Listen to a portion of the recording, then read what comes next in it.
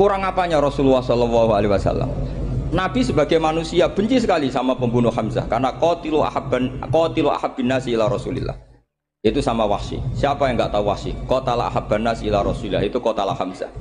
Dan ketika Nabi nyuwun sewu maksud-maksudna Wahsy, Allah malah nurkan ayat laisa laka minal amri syai'un aw yatuba alaihim. Ada pilihannya aw yatuba alaihim. Apa yang terjadi? Justru Allah mentobati Wahsy.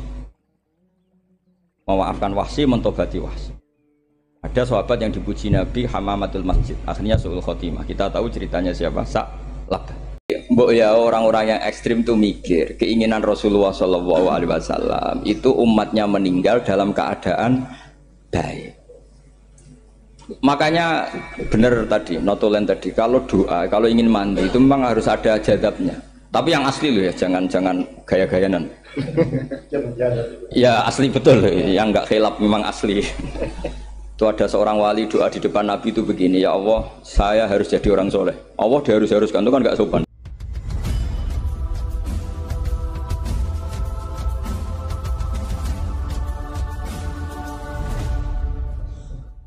Pernah ada di hadis Muslim, ini cerita di Sahih Muslim. Ada seseorang sedang sujud, kemudian diinjek oleh orang fasik. Saya ulang lagi, diinjek. Rokobahnya, yang diinjek itu rokobahnya. Lehernya itu diinjek sama orang fasik. Kemudian si yang sujud tadi bersumpah, wallahi la yaghfiru wallahu lak. Demi Allah, Allah tidak akan mengampuni kamu. Itu Allah kemudian mewahyukan sama Nabi di zamannya. Wahyunya adalah manggalladzi yata'alla alayya alla aghfira li fulan. Laqad ghafartu dzunuba wa ahbattu amalak. Siapa yang mencantut namaku dengan menstatuskan saya tidak bisa memberi maaf. Sungguh orang itu saya maafkan, dan yang ahli ibadah amalnya tak cabut semua, tak hapus semua. Karena Allah tuh nggak boleh distatuskan sesuai keinginan kita. Kita sedang soleh terus mengatakan orang lain tidak soleh, Allah tidak akan ngampuni. Ngampuni tidak, itu wilayahnya Allah, dan Allah yaf'alu ma yasha. Dan Allah berkali-kali memaklumatkan dirinya yaghfiru liman yasha wa yu'adzibu man yasha. Tapi ini kubu sebelah nyifati Allah hanya wa yu'adzibu, kubu sebelah kan gitu. Tidak pernah kalau Allah disifati yaghfir. Bagaimana Allah gak tersinggung? Allah selalu distatuskan yu'adzib. Kira-kira kalau Allah kan gini, saya ini bisa u'adzib, bisa aghfir, kenapa status saya tinggal yu'adzib? Ini ngaji di mana? Khatam enggak gitu. Makanya resikonya ahli sunnah itu masyhur tuh Pak Hamid Pasuruan, tamu macam-macam diterima. Ketika orang benci Golkar itu ada tamu dari Golkar juga diterima. Ketika orang nggak mau diberi hadiah oleh orang Golkar, Pak Hamid ya diterima. Bilang ke bapak, mengaku lomo wae nur, duit enggak ana gunane dhewe. Sing marai rawan hisab itu kan kamu dapat uang nggak jelas kemudian kamu pakai pribadi. Kalau orang-orang soleh kan nggak pernah dipakai, kan aman saja. Loh, dihisab apanya? Wong hanya pralon. Kalau istilahnya Mbah Hamid itu pralon. Datang diberikan orang lagi, datang diberikan. Kalau kena kamu kan hisab. Terus kamu nyate makan warak glegeken. Nah, itu uangnya nggak jelas dipakai nyate glegeken, ya mesti hisab. Kalau nggak jelas ya disedekahkan. Kalau ingin bebas apa? Hisab. Tapi kalau sering sedekah biasanya nggak bebas dari miskin. Tapi kalau kamu wali kan tetap kayak Pak Hamid itu masyhur bisa kok. Tapi kan nggak jadi miskin. Kamu nggak terkenal sakok tapi miskin. Ini nggak wali. Ini penting. Jadi kebanyakan orang ekstrim karena mensifati Allah Ta'ala itu hanya dengan status yu'adzib, tidak dengan status yaghfir. Dan itu mereka harus ngaji lagi. Kurang apanya Rasulullah SAW? Nabi sebagai manusia benci sekali sama pembunuh Hamzah karena qatilu ahabbin nasi ila Rasulillah. Itu sama Wahsy. Siapa yang nggak tahu Wahsy? Qatala ahabban nasi ila Rasulillah, itu qatala Hamzah. Dan ketika Nabi nyuwun sewu maksud-maksudna Wahsy, Allah malah nurkan ayat laisa laka minal amri syai'un aw yatuba alaihim. Ada pilihannya aw yatuba alaihim. Apa yang terjadi? Justru Allah mentobati Wahsy. Memaafkan Wahsy, mentobati Wahsy. Ada sahabat yang dipuji Nabi Hamamatul Masjid, akhirnya su'ul khotimah. Kita tahu ceritanya siapa? Sa'labah. Makanya kata Mbah Mun sering cerita ke saya, banyak orang darani saya itu tidak jelas, kata Mbah Mun, karena saya sama siapa saja baik, sehingga banyak yang nuduh saya itu tidak jelas. Kata beliau, ulama paling jelas ya saya ini, karena masih orisinil, kata beliau. Tapi pakai bahasa Jawa, karena tadi Mbak Idris bilang ada yang MA ya, Madura asli tadi, makanya saya terpaksa bahasa Indonesia tadi. Kata Mbah Mun, ulama paling jelas ya saya, karena saya menyikapi siapa saja baik, Karena di hati saya hanya membaca laisa laka minal amri syai'un aw yatuba alaihim aw yu'adziba. Kenapa kamu vonis si buruk? Bisa saja nanti baik. Yang sedang baik bisa saja nanti Kalau nasib seseorang nggak jelas, kenapa kamu sikapnya jelas? Nah, ini orang-orang nggak ngaji itu memaksa orang lain jelas. Ini kubu sebelah pasti salah, ini pasti benar. Wong manusia kok dipasti-pastikan gimana? Kita ini tidak nabi. Kalau nabi maksum pasti benar. Kalau sampean apa? Maksum bisa. Jadi ketidakjelasan para ulama ini berdasar konstitusi tadi bahwa itu wilayahnya Allah. Ini penting saya utarakan. Jadi penting sekali. Jadi orang yang sedang fasik sekarang bisa saja nanti tobat. Yang sedang sekarang soleh bisa saja nanti masalah. Hingga Rasulullah tetap mengajarkan ya muqallibal qulub tsabbit qalbi ala dinik. Jadi kalau ngaji itu khatam. Khatam itu begini misalnya ya. Saya pernah ngaji Ihya, belajar Ihya khatam. Bahkan saya punya takrirannya berdasar kitab Ithaf, sarahnya Ihya. Kalau ingin tahu sanadnya sarah Ihya, ya misalnya Gus Idris ini, Idris ngaji Mbah Hamid Pasuruan, ngaji Mbah Dimyati. Mbah Dimyati ini ngaji sama kakaknya Kiai Mahfud Termas. Kiai Mahfud ngaji sama abahnya Kiai Abdullah. Kiai Abdullah ngaji sama abahnya Kiai Abdul Manan. Kiai Abdul Manan ini mulazim terhadap Sayyid Murtado Az-Zabidi. Jadi kalau santri Salafiyah ini ya kira-kira tokoh Sabiah. Karena Mbak Idris Sadisa ya kira-kira sampean itu dari pengarang Ithaf itu baru tokoh berapa? Sabiah, masih keren. Turun pitu. Masih kaya lah. Lah kamu kok miskin? Turun ke wolu katanya kan. Jadi nanti kalau masih keren. Itu sampean ngaji kitab kalau khatam. Saya ulang lagi kalau khatam. Itu memang ada bab-bab di mana ulama itu harus tegas, harus tafrik bainal haqqi wa bainal batil. Oke, itu bagus. Mana yang hak, mana yang batil kita bedakan. Di bab itu bagus. Tapi kalau nanti kamu ngaji bab tawadhu, lihat di Bidayatul Hidayah atau di semua kitab tasawuf, bab tawadhu itu kalau melihat kamu orang kafir, kamu melihat orang apa? Kafir. Ini aso ma'akufri, ini maksiat wajar dia kafir. Saya ini muslim kok maksiat. Fadam bi akbah, maka dosa saya lebih buruk. Melihat orang tua, mesti hada aksaru ibadatan. Ini lebih tua, mesti ibadahnya lebih banyak. Nanti kalau melihat anak kecil, hada azharu minni sinnan, pasti maksiatnya banyak saya. Jika terus evaluasi gitu, sehingga nggak pernah takabur.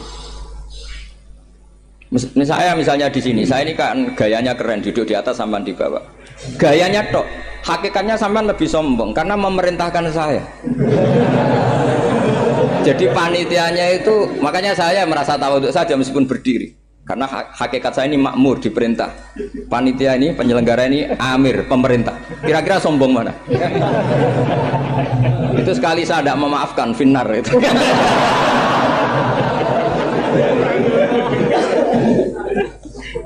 Tapi insya Allah tak maafkan. Iya masih insya Allah. Jadi ini penting. Jadi mbok ya orang-orang yang ekstrim itu mikir keinginan Rasulullah SAW itu umatnya meninggal dalam keadaan baik. Makanya benar tadi, notulen tadi, kalau doa, kalau ingin mandi itu memang harus ada jadabnya. Tapi yang asli loh ya, jangan gaya-gayanan. Ya asli betul, yang nggak khilaf memang asli. Itu ada seorang wali doa di depan Nabi itu begini, ya Allah saya harus jadi orang soleh. Allah diharus-haruskan itu kan nggak sopan ya. Ya Allah saya ini harus jadi orang soleh. Kenapa? Sekali saya soleh maka surroh habibu, yang senang kekasihmu. Sekali saya fasik maka yang senang musuhmu, yaitu iblis. Tinggal jenengan milih mana, nyenangkan kekasihmu apa nyenangkan musuhmu. Akhirnya dapat aku ya sudah soleh aja soleh, ini kok doa kok neror orang ini. Kira-kira gitu. Jadi ya Allah saya harus jadi orang soleh. Kalau saya jadi orang soleh surroh habibuk, yang seneng kekasihmu. Kalau saya jadi orang fasik yang seneng musuhmu. Sedangkan tinggal milih saja, menyenangkan kekasihmu apa menyenangkan musuhmu. Kira-kira Allah seneng mana? Seneng menyenangkan. Wah itu doa paling mustajab. Tapi syaratnya harus anti bikolbin dan dari ijazah nggak mandi, itu ijazah nggak mandi. Maka ini tidak saya ijazahkan. Nanti kalau kamu ngalami isak sendiri, ngalami wujdi sendiri, terus ngalami itu, insya Allah makbul. Ini mau gaya-gayanan copy paste nggak diterima itu. Jadi wali-wali dulu itu kalau berdoa itu sederhana, tapi dari hati yang paling dalam. Makanya Nabi Musa itu terkenal. Orang paling seenaknya sendiri dan Nabi Musa hubungannya dengan Allah. Tapi sama Allah dimaafkan karena orisinil, tidak bikin-bikin. Rasulullah juga itu. Kalau sudah marah itu doanya gitu. Cuma celakanya ditiru Nerawarisman dulu itu. Nabi itu ketika perang Badar itu jelas kalah, nggak mungkin menang, sudah jelas kalah. Nabi hanya 313 orang kafir 1000 dengan perlengkapan apa? Sudah lengkap semua. Setelah perang dilihat itu jelas kalah. Seri awal yang memang kalah betul. Doanya Nabi apa? Allahumma intuhlik hadil isobah lam tu'bad badal ya. Mohon Gusti, silahkan bikin kalah, tapi ra ono sing roh nak jenengan pangeran. Mohon lahiran jenengan dadi pangeran, ora ono sing roh. Enggak ada ibadah. Intuhlik hadil isobah lam tu'bad badal ya. Kalau engkau menghancurkan kelompok saya ini, jenengan sebagai Tuhan tidak ada yang nyembah lagi. Karena yang nyembah tinggal kelompok kita. Tapi yang ngendikan Nabi, kalau kamu niru tidak bisa. Gak bisa kamu doa, ya Allah saya ini santri salafiyah, kalau saya bodoh menjadi presiden buruk terhadap alumni salafiyah. Gak apa-apa sekali-kali doa gitu. Tapi kata Allah lainnya masih banyak.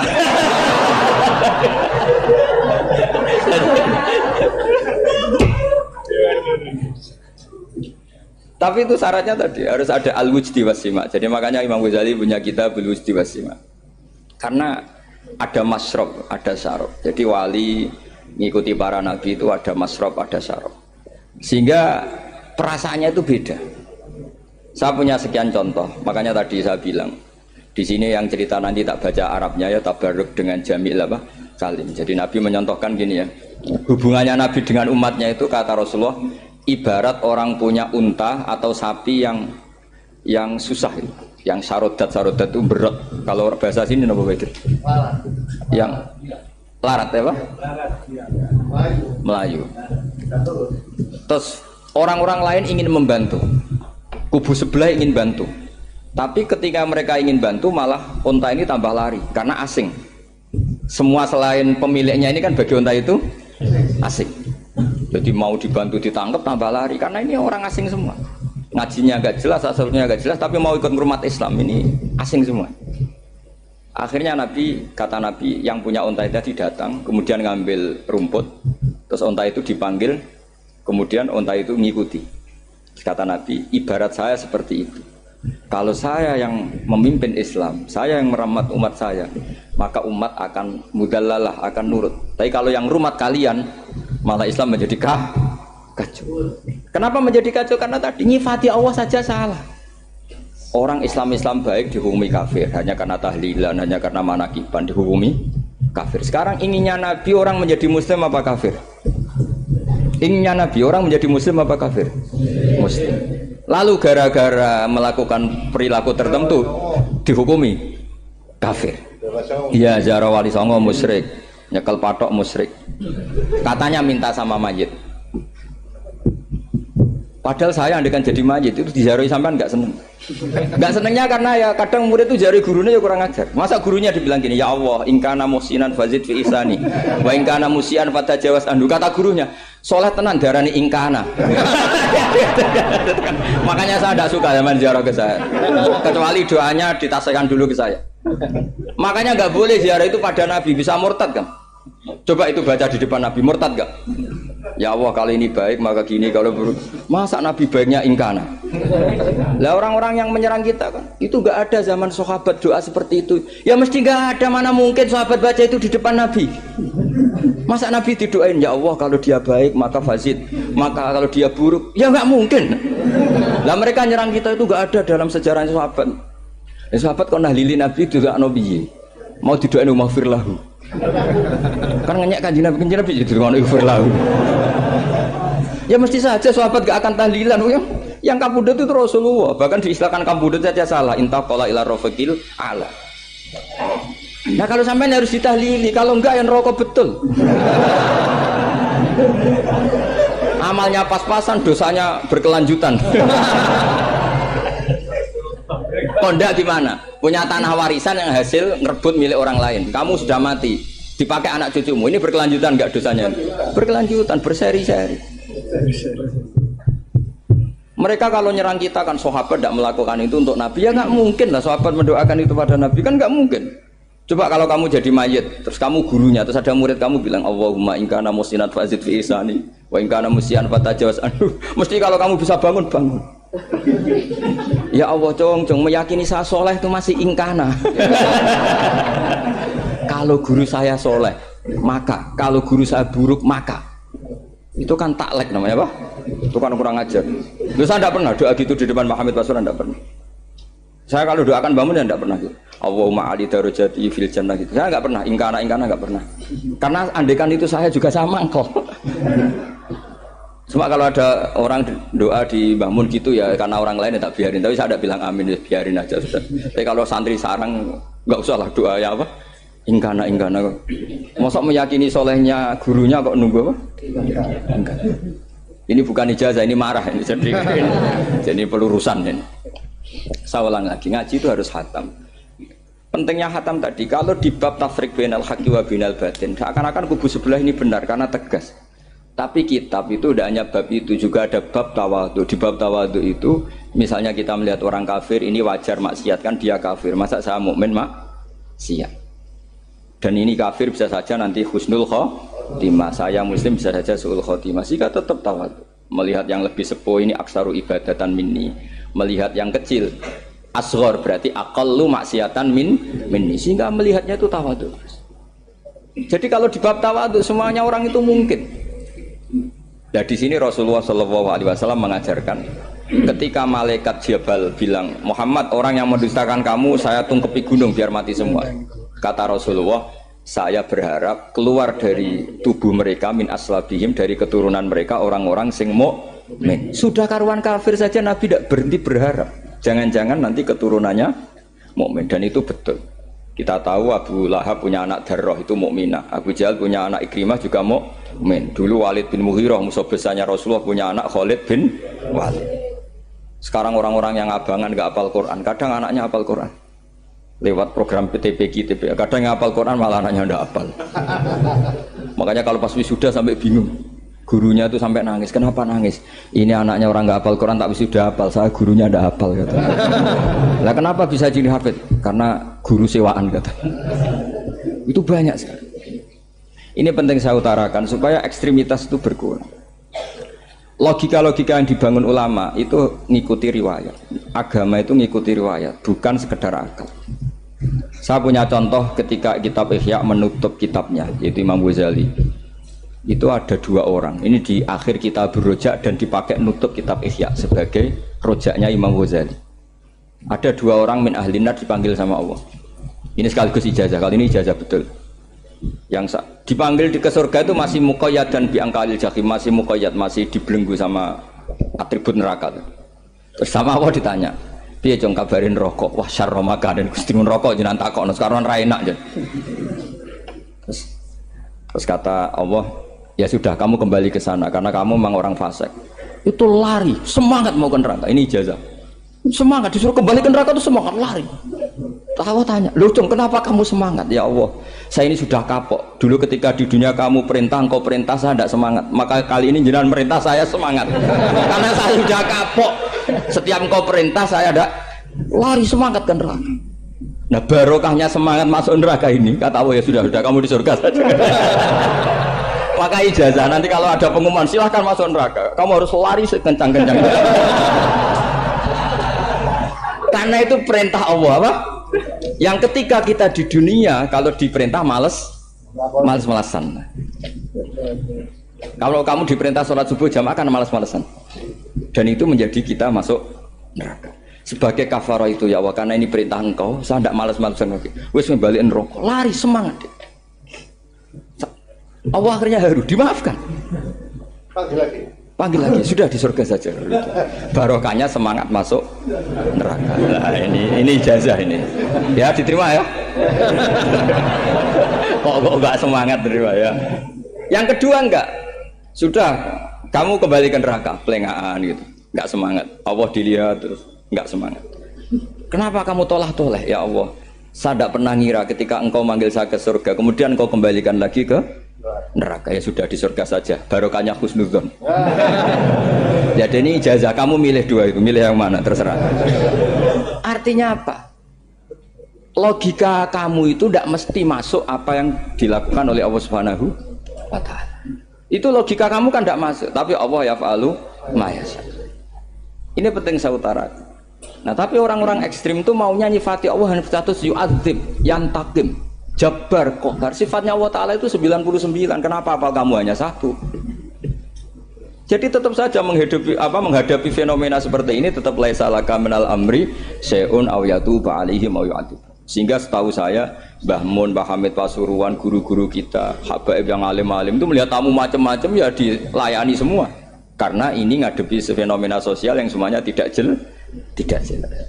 Kalau nggak jelas apa? Ya kita bisanya berharap karena afdalul ibadah itu intidharul farad. Kalau belum Islam sekarang kita harapkan nanti. Kalau bapaknya enggak kita harapkan anaknya. Kalau anaknya belum kita harapkan cucunya. Karena agama ini limangka nayarjuwo hawal yaumal akhir. Agama ini bagi yang terus berpengharapan, bukan bagi yang putus asa. Ini yang penting saya utarakan. Jadi apalagi Allah sudah punya rencana tadi, yang goblok-goblok di pedalaman Dayak bikin masjid, yang pinter-pinter ramen lomba untuk sangu, untuk umroh. Kira-kira memberi sama mendapat pahalanya keren mana? Memberi. Tapi tidak usah jadi goblok. Goblok tidak usah direncanakan, sudah terjadi. Jadi makanya saya bela karena sudah terjadi gitu. Tapi tidak usah direncanakan. Nanti terus wah goblok aja cara Gus Bak gak apa-apa ndak. Sudah kadung ini cuma kita itu iman ya. Jadi karena yang pinter itu yang jumlahnya tidak banyak. Ini kita bully saja. Karena kamu bully pun tetap mulia kan orang pinter ini. Tapi kalau orang goblok gak dibela habis dia. Yang pinter buat dikritik kayak apa kan tetap mulia kan? Lah yang muji sudah banyak saya ngeritik saja lah. Ini tidak akan jatuh. Tapi yang goblok ini kan nggak ada yang bela. Saya sebagai umatnya Rasulullah, pecinta umat Rasulullah tak bela, tenang saja. Ada hikmahnya apa? Hikmahnya orang goblok. Betul loh, saya itu sering ketemu dokter, ketemu profesor tuh nangis. Tak tanya kenapa nangis. Bapak saya itu petani, saya di Jogja sampai jadi dekan, jadi rektor. Tapi saya sekarang rektor, anak saya sekedar SMP naik itu sudah senang. Nggak dengar kabar ketangkep BNN sudah senang. Padahal saya ini ahli metodologi. Ternyata pinter bapak saya. Karena bapaknya tadi hanya petani bisa menjadikan anaknya profesor. Tapi profesor tidak mesti bisa jadi. Anak saya SMP aja sudah senang. Karena Allah ingin membuktikan pinter kamu itu tidak ada artinya di depan iradatullah. Di depan apa? Iradatullah. Supaya orang tunduk. Lu coba yang jadi ulama tabi'in itu rata-rata abnaul mawali. Anaknya budak yang dimerdekakan. Karena Allah seperti itu. Ada yang tokoh yang tadi zuriyatam ba'duha min ba'd, itu harus kita jaga. Saya termasuk orang yang ditakdir punya mbah-mbah alim, itu juga harus dijaga. Yang enggak alim peluangnya masih banyak. Banyak sebanyak-banyaknya. Asal tadi lewat jalur sregep dan kalau bodoh ngaji saya nanti. Tak ajari Rabbana ma khalaqta hadza napa? Karena ayatnya gitu, min dzurriyyati Adam wa mimman hamalna ma'anu wa min dzurriyyati Ibrahim wa Israil. Terus terakhir ditutup wa mimman hadaina wajtabaina. Itu umum. Tidak jalur nasab. Siapa saja yang hadaina wajtabaina. Ini penting saya utarakan. Jadi ini sebagai penutup tak baca teks Arabnya supaya kita dapat barokah jami'ul kalim. Karena sebarokah-barokahnya bahasa Jawa atau bahasa Indonesia masih barokah bahasa Arab. Cuma kalau tidak saya terjemah dulu, nanti saya baca ini kamu amin, amin dikira doa aja sih. Makanya ini diterangkan dulu, biar gak korban apa? Diamini. Karena saya ini pernah Jumatan di satu kampung, imamnya itu sepuh. Imamnya sepuh, khutbah itu gak selesai-selesai karena dia gak bisa menyelesaikan sesuai teks di bukunya itu. Yang belakang mantel terus amin, amin. Akhirnya Pak Khotib ngadeg lagi, cungkurung doa, cungkurung.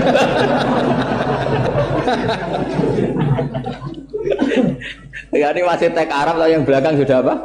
Amin, amin. Ya saya baca. Yang disemak. Bismillahirrahmanirrahim. Waruya anak Arabian ja'ahu yatlubu min husay'an fa'atah. Sumaqala ahsantu ilaika. Dikasih sesuatu ya tadi saya contohkan misalnya dikasih hanya 10.000. Qala al-Arabiyullah wala ajmalta, kamu ya belum berbuat baik. Faghadibal muslimun wa qamu ilaihi. Orang-orang Islam marah besar karena Nabi dikomentari la ajmalta, kamu tidak orang baik. Fa asyara ilaihim an kuffu, kata Nabi jangan kamu pukulin. Kalau di Madura sudah tuntas tuh karena celurit itu kalau. Sumakomak, kalau di MA ada dia di Madura asli tadi ya. Sudah tuntas. Sumakoma wa dakhala manzilahu. Setelah itu terus arsala ilahi sallallahu alaihi wasallam wa zadahu syai'an. Kemudian Nabi menyuruh dia, ayo masuk rumah terus ditambahi. Faqala ahsantu ilaika qala na'am fajazakallahu min ahlin wa asyiratin khairan. Setelah ditambah banyak sama Nabi, saya sudah baik sama kamu. Wah, baik kalau sekarang baik. Itu mengatakan baik karena ditambah uang loh. Bukan karena dari nuraninya, karena ditambah uang, ditambah duit. Amplopane ditambahin. Faqala lahu nabiyyu sallallahu alaihi wasallam, innaka qulta ma qulta wa fi nafsi ashabi min dzalika syai'un. Fa in ahbabta faqul baina aydihim ma qultu baik. Ma qulta baina yadayya hatta yadhaba ma fi sadrihim alaika. Kamu tadi ngomong dan menjadikan sahabat saya tersinggung. Coba sekarang klarifikasi supaya mereka clear apa? Itu menunjukkan klarifikasi itu termasuk wataknya Rasulullah sallallahu alaihi wasallam. Tadi kamu menyinggung saya di depan umum, maka sekarang kamu muji saya juga harus di depan umum supaya clear, supaya mereka tidak punya perasaan macam-macam. Sudah akhirnya qala na'am falamma kana al-ghadu awil asyu ja'a faqala sallallahu alaihi wasallam inna hadzal arabiyya qala ma qala fazidnahu fazama'nahu radiya kadzalik qala na'am fajazakallahu min ahlin wa asyiratin khairan. Terus faqala Nabi sallallahu alaihi wasallam, ini penting ya bagi semua dai, bagi semua ustaz. Masali wa masalu hada masalu rajulin lahu naqatun syaradat alaihi fattaba'an nasu wa fa'atba'ahan nasu falam yaziduha illa nufuran fanadahum sahibuha khallu baini wa baina naqati fa inni arfaqu biha minkum. Jadi namanya unta, sapi atau kuda itu lebih terbiasa sama pemiliknya sama orang lain. Sama pemiliknya. Kalau orang lain ikut mantu ketika berat malah tambahlah lari. Sama kiai sama umat itu, kalau kiai kan punya syafaqah sama umat, maka ininya umatnya dimaafkan. Tapi kalau kubu sebelah ininya mengkafirkan, mendosakan, membid'ahkan, nah, itu bisa diharap nggak umat mau kembali, malah lari. Makanya saya pernah ngalami ini serius. Ada orang tukang ngafir-ngafir wong NU gitu. Di majlis, satu majlis dengan saya. Singkat cerita saya NU pinter, waya jamaah duhur itu waya sholat. Ayo jamaah, aku gak sholat. Kenapa? Kafir sholat bareng. Gak wajib wong kafir sholat. Tidak usah kafir, sholat saja.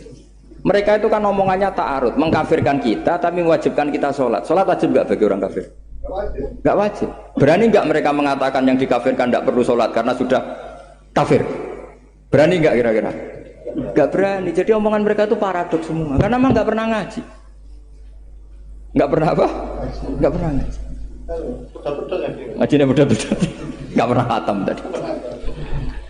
Ya, jadi kata Rasulullah, fa inni arfaqu biha minkum wa a'lam fatawajjaha baina yadayya fa akhudala minkum mil ardi faradda hatta ja'at wastana wa shadda 'alaiha rahlaha wastawa 'alaiha wa inni law taraktukum kaqaulihi. Terus ya sudah seperti itu.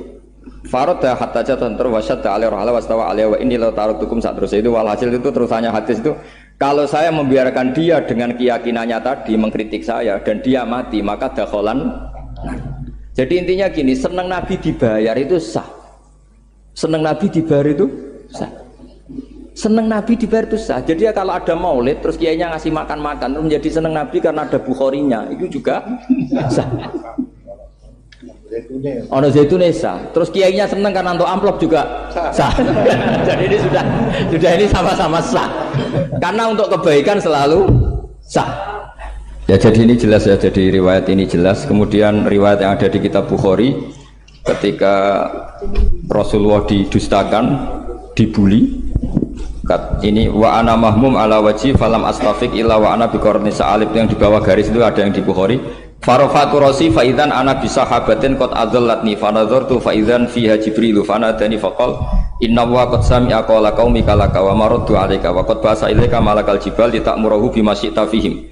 Fanadani malakul jibal fasallama alayhi tsumma qala ya Muhammad faqala dzalik bima syi'ta in syi'ta an udbika alim al-akhsaban faqala Nabi sallallahu alaihi wasallam bal arju ayyukhrijawahu min aslabihim ma ya'budu wa wahdah la yusyriku bihi syai'an. Jadi Nabi menghadapi yang sedang kafir saja enggak putus asa, bisa saja mereka nanti melahirkan anak-anak yang Islam.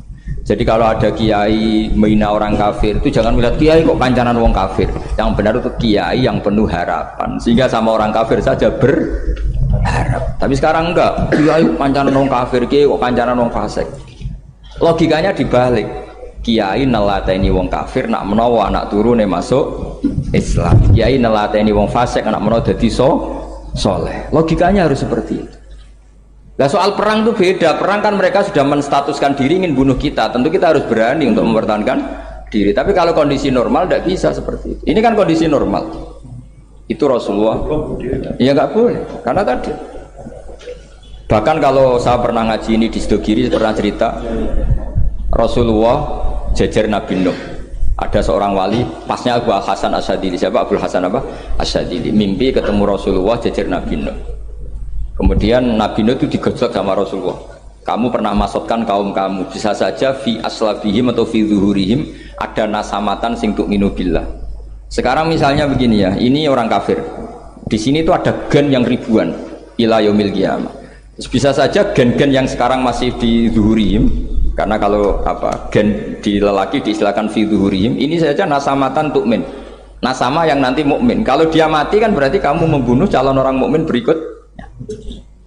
Jadi, tapi ya sama. Tapi kalau kamu bilang dibiarkan, bisa saja ini ada nasamah sing calon kafir. Berarti kamu membiarkan kekafiran. Nah di sini hebatnya Allah. Allah bikin Nabi Nuh mewakili istihad potensi kekafiran berlanjut, sehingga beliau bilang wala yalidu illa fajiran kafaro. Paham ya kan? Rabbila tadzar alal ardi minal kafirina dayara innaka intadzarhum yudillu ibadaka wala yalidu illa fajiran kafaro. Logika itu terwakili oleh Nabi Nuh. Logika bisa saja ini ada nasamatan untuk minubillah, itu terwakili oleh Rasulullah. Bal arju ayyukhrijawahu min aslabihim may ya'buduwaha wa la yusyriku bihi syai'an. Kayak apa untungnya kita jadi umat Rasulullah sallallahu alaihi wasallam? Masalahnya nabimu gak Nabi Nuh, Nabi Muhammad. Jadi kira-kira istiadat kamu ikut Nabi siapa? Kalau main hantam ya ikut Nabi Nuh. Kalau main rojak berharap Nabi Muhammad. Ya sudah, sampean ikut mana aja? Nabi Muhammad. Ini penting saya utarakan supaya apa-apa itu terukur lewat ilmu. Ya pokoknya istilah kayak Wali Songo yang tercerminkan sampai ke kita kayak Pak Hamid, karena Pak Hamid ini sanadnya secara gen itu sampai Sunan Bonang, di silsilah itu sampai Sunan Bonang. Saya punya catatan nasabnya Pak Hamid Pasuruan sampai Sunan Bonang, ditulis Mbah Him itu. Ya, pas 40 harinya Mbah Hamid itu silsilah itu. Saya kira demikian, saya mohon maaf atas semua kesalahan.